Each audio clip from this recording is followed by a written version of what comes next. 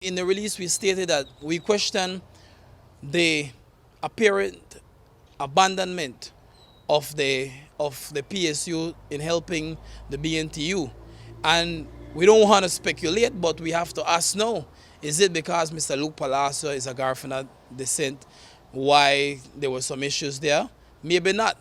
But the remarks made by Mr. Neal to me is very derogatory, and it is very rude and disrespectful to the Garifuna people, and we have to denounce it.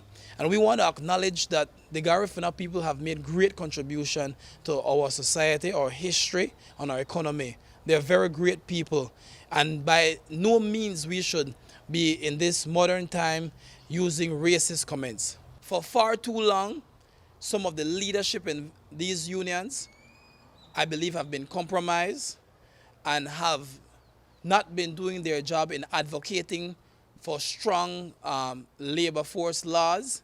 They have not done much to advance the cause of their unions. If you could remember that there are instances where COLA had to make statements on behalf of public servants, and that we are not unions.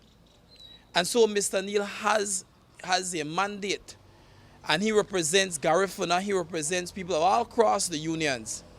So if he is not doing his job, then the 9 people of his council who have written that letter feels very different from what he feels.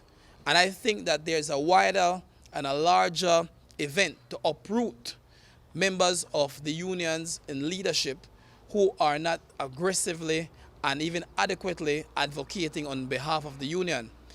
We believe that both gentlemen should face disciplinary action. Both men should resign.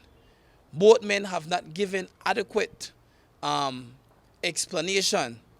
I think that Mr. Mora's statements may have not been as vociferous as Mr. Neal.